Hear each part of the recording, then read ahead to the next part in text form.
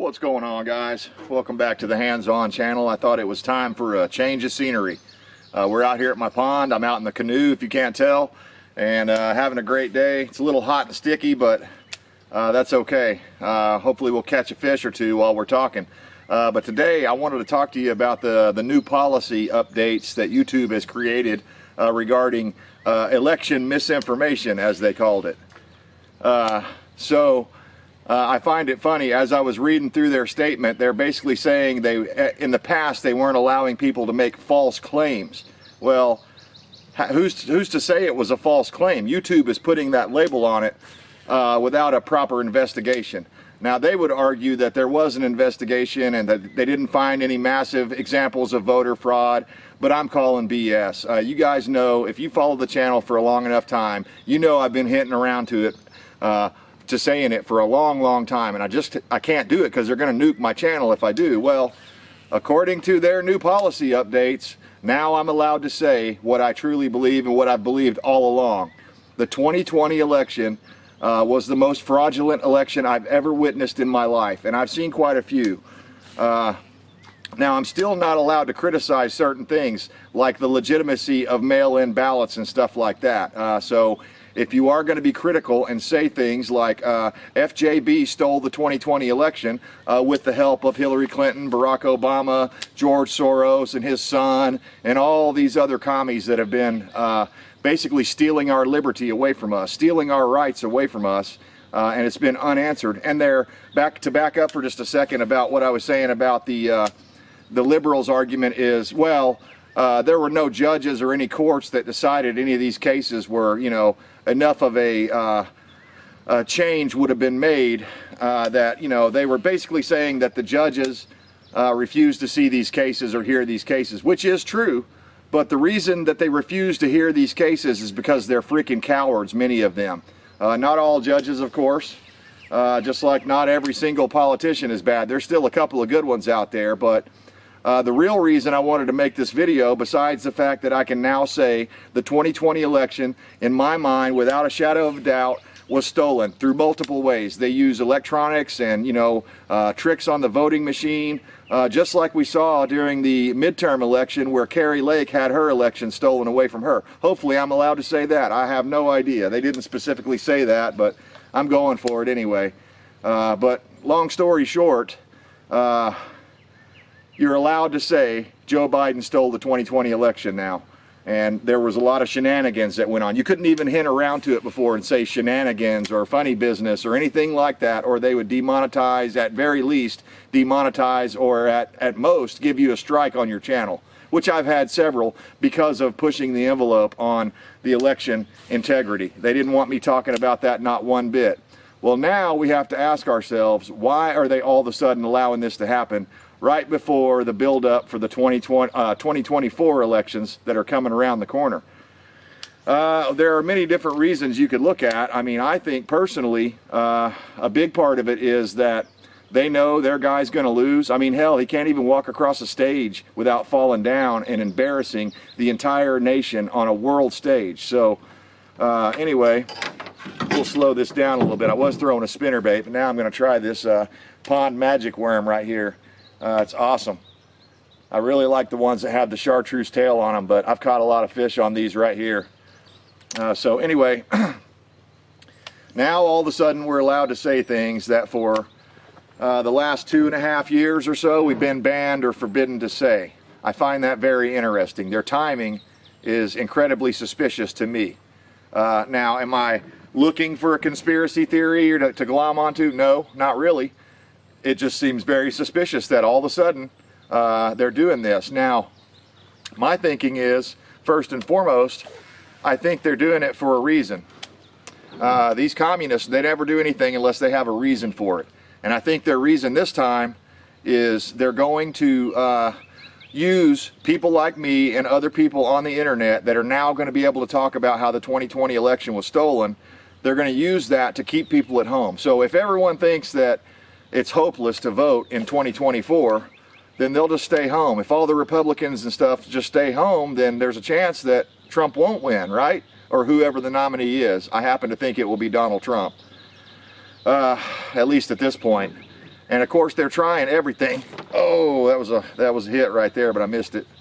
They're trying everything they can do to disqualify Trump before the election. So I think that ties into it. But yeah, if they've got everybody online now talking about and pointing out the fact that the 2020 election was fraudulent, then they're less likely, those people are less likely to show up in 2024. So I believe that's part of their policy.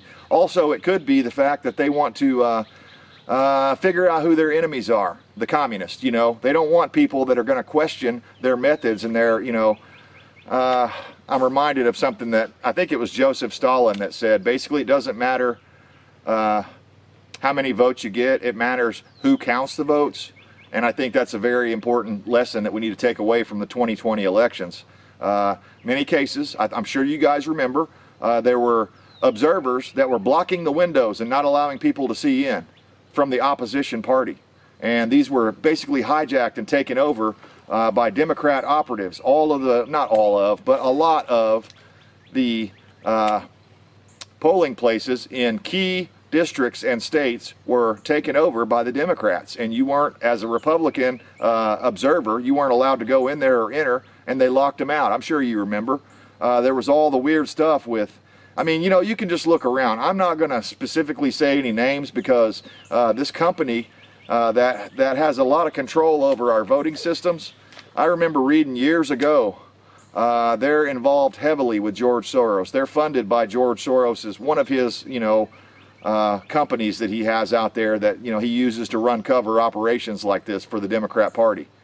So anyway, it is liberating to finally be able to say that Joe Biden stole the 2020 election, and Hillary Clinton, she had her part in stealing the election in that she was running around with her operatives and her minions, and they were all saying that this Russia P-tape was real. They got the media believing it, and it wasn't that hard. The media is going to believe anything that the Democrats tell them to believe, right? So it wasn't that hard to get the mainstream media on board. But even places like Fox News and other companies that were more conservative, they wouldn't address the voting fraud issue at all. They just wouldn't do it.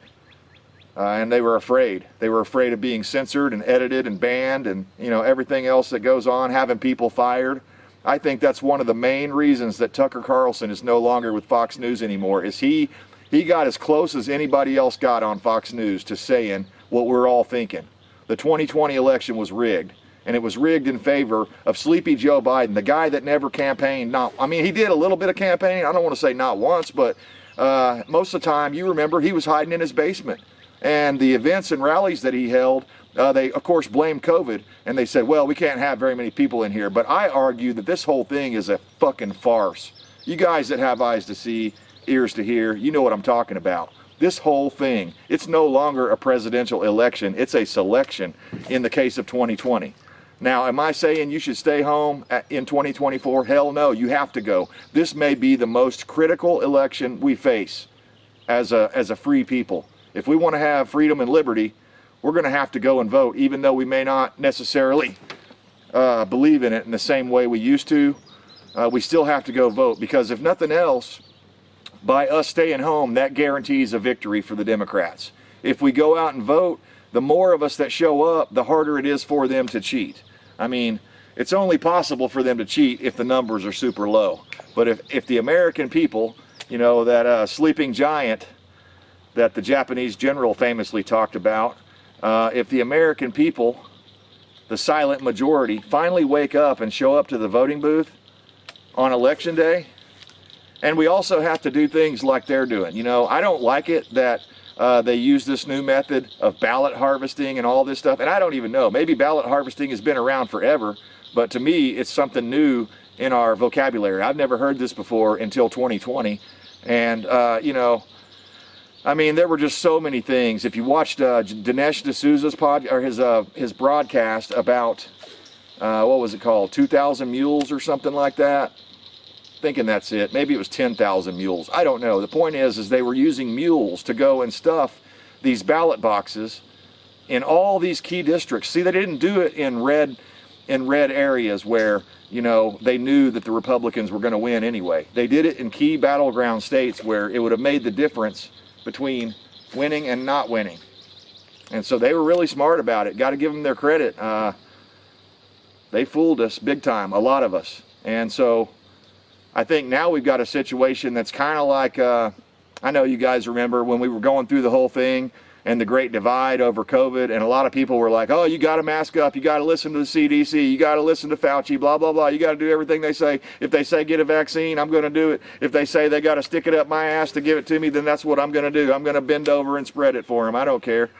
That's what a lot of people were saying. And other people that are more reasonable are like, hey, no, this is not liberty. Anything that's mandatory from a federal level especially is certainly anti-liberty and unconstitutional. That's what I've been preaching for the past 3 or 4 years now. And the real reason why I started doing more political and prepping type content, it was because, I mean, I see the writing on the wall. We're facing, liberty-loving Americans and patriots are facing extinction. And some of it's our own doing, some of it's laziness, but much of it's not. Much of it is because of this new, I guess, neo-Marxism, we'll call it, or cultural Marxism, as they like to call it, where they're going around, you know, whether it be LGBTQ or CRT or SEL or what's the other one, ESGs, DEI, which I find funny, DEI. It was either Latin or Greek for God. So I don't think that was a mistake either. I think they did that on purpose. Their new God, their new religion is all of these, you know, communist alphabetical letters that they're using. These acronyms that they're using to trick us into thinking it's something good. It's really not anything good. It's to destroy your liberty and your freedom. So anyway, I mean, it's minor good news, I think, that YouTube is allowing us to do this, but I think it also is telling. What do you guys think about it? Let me know down in the comments. Why would YouTube do this right now, other than what I had already said, you know, I mean, to try to keep people to stay home in 2024 because they don't believe in the system anymore? I mean, I think that's a big part of it. So we got to do the opposite of that. We need to go out and we need to, you know, speak truth to power all the time, and, you know, make sure and not let people silence you. And the way that I did that was I skirted the edge. You know, so I would say little hints in my videos where people probably could tell, if they're halfway intelligent, they could tell what I was hinting around at, you know. So anyway, I thought we'd have a fish on by now, but nothing. It did rain last night, so maybe the water is a bit muddy. But yeah, I just wanted to address this with you guys because I think it's a big deal and it's a monumental moment here. It's marking something, and I'm not quite exactly sure what it is other than keeping Republicans at home, you know.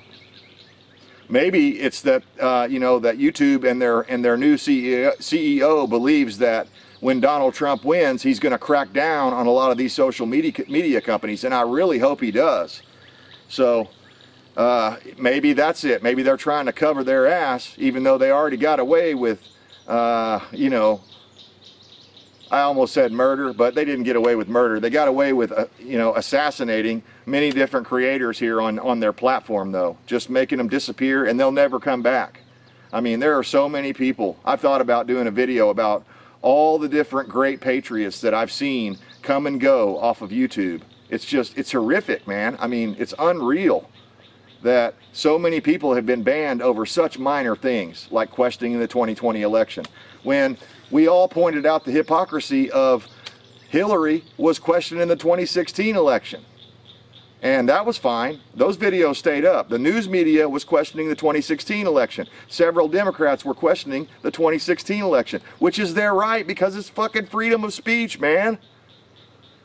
And that's the way YouTube used to be. If you remember back in the day, YouTube was like the Wild West of the internet, and you could go see just about anything you wanted to see on there, you know, short of like pornography and, you know, snuff films and people being murdered and stuff like that, which is one of the things that caused the great controversy in the beginning. Was that guy, I believe his name was Daniel Pearl, having his head chopped off on YouTube. They put it on YouTube. And there were many others where they had like a cage of people, prisoners, these Al-Qaeda, or maybe it was Taliban, I don't remember, but these guys had some people that they captured and they put them in a cage and burned them alive and videoed it, you know. So that's, I mean, I get it that YouTube has to kind of, you know, censor to some degree. I'm not saying it should be wide open, you know, Wild West and allowing these pedophiles and these other groomers on here and stuff. No, no, you've got to protect the children. You've got to have certain, you know, a certain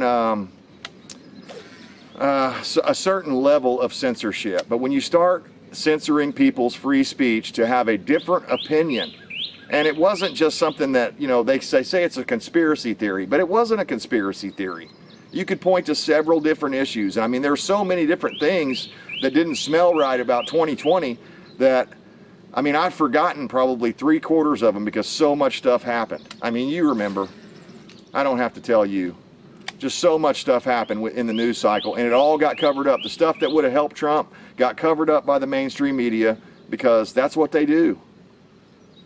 So anyway, it is liberating to be able to say FJB and, you know, the 2020 election was complete fraud and the guy that's in the White House right now is illegitimate. I mean, it's clear.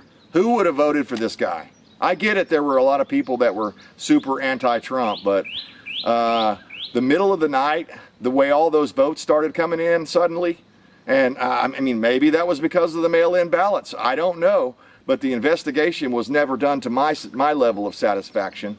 And one thing I'll never get over is how several of the congressmen that day, on January 6th, they came in the morning with the intention of having an investigation and looking into the legitimacy of all these votes that came in late in the night and all these other weird anomalies that had been going on that night, right? So there was some stuff that was going on, but then suddenly YouTube was like, oh no, you can't talk about that.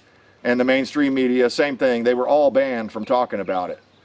So I find that very interesting. And we know now, looking at the Twitter files and the Twitter papers or whatever, that the FBI, the CIA, all of them had basically a back channel to YouTube to where they could say, oh, I don't like this person or what they're saying, so we're banning them. Yeah.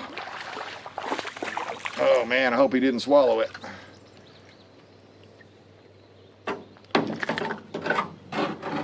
Come here, mother. Alright. That's the bad thing about being in a canoe. You don't have as much room as you would in a big bass boat or something. Oh yeah, he's got her down in there. I'm going to have to get the needle nose out. Do a little surgery. Hopefully I can get him back in with no problems. We got him out. Not a big one, but, you know, maybe a 3/4 pound, maybe 1 pound. I don't know. Still fun to catch, and that'd be perfect for, you know, frying pan size. Perfect size right there if you're going to cull some of your bass. That'd be a good idea if you got too many small ones. The big ones can't thrive, so that's what I've been doing a little bit. We let that one go because I'm talking to you guys, but anyway, I wanted to address that. It's just like everything that YouTube does. You can tell it was written, their statement was written by a lawyer. And the funny thing is YouTube always has, if you're not a creator, you probably don't know this, but YouTube has these things for creators where they're like, oh, look, here's the news of the week. Well, I went into the news of the week and it wasn't anywhere listed. I had to find it over at the Gateway Pundit, and the Gateway Pundit sent me to a link, and they said it was basically on their blog page. So YouTube didn't make a big grandstand event out of this. They just quietly said, oh yeah, by the way, now we're not going to ban you if you question the 2020 election anymore. And so, I don't know. I think they're gearing up for something, guys. Let me know what you think down in the comments. Meanwhile, I'm going to turn this camera off and get serious about catching some more of those bass and have me a good old time. Because, at least for now, we're still in the good old United States of America, where the Constitution is the supreme law of the land, not the Congress, you know, not the president, the Constitution. And it has to be constitutional, and if it doesn't abide by the U.S. Constitution, then that means it is null and void. It is unconstitutional, therefore null and void. So, learn your Constitution, learn your rights, guys. It's the last thing we have saving us from full-blown tyranny. Biden has tried to implement it. He's backed off some. He's going to back off of guns and stuff and trying to ban AR-15s until after the election. If he wins re-election, you can better believe they're coming for your guns, for sure. They want them. If they win re-election, this country is over. So don't let it happen. Don't be discouraged about voting, even though 2020 was definitely stolen. We all know it. Hit me up in the comments. Hit the thumbs up if you believe 2020 was stolen, as I do.